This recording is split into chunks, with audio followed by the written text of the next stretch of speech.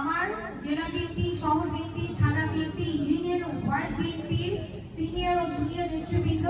অঙ্গ সহযোগী সংগঠনের নেতৃবৃন্দ, মহিলা দলের নেতৃবৃন্দ এবং সাধারণ যারা পথচারী আছে সকলকে আপনাদেরকে ধন্যবাদ জানাই, কারণ আপনারা সকলে আমার পাশে আছেন,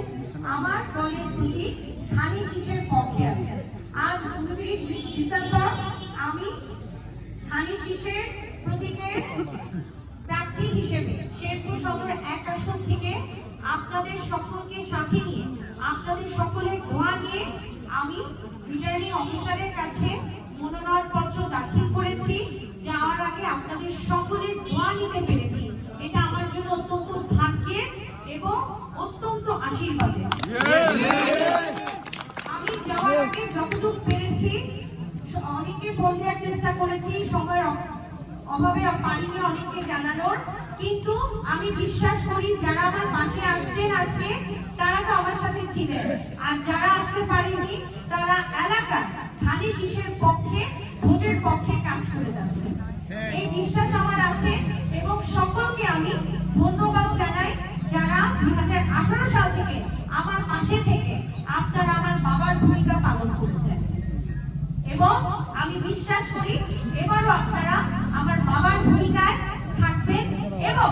আপনাদের সহযোগিতায় আমি আপনাদের সন্তান হিসেবে, আপনাদের বোন হিসেবে আমি ইনশাআল্লাহ শেরপুর সদর 1 আসনের জন্য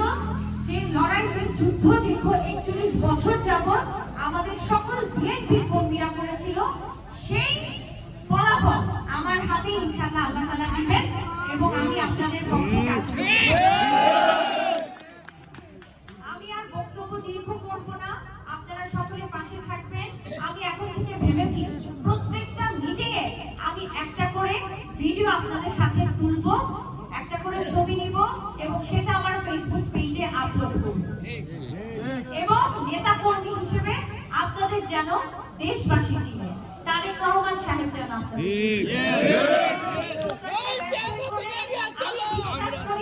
আমার পাশে আপনারা সকলে থাকবেন এবং অতি দ্রুত কেন্দ্র কমিটিগুলো হবে এবং কেন্দ্র কমিটিতে আমরা সর্বোচ্চ পরিশ্রম দিয়ে ইনশাআল্লাহ শেরপুর সদর 1 আসনকে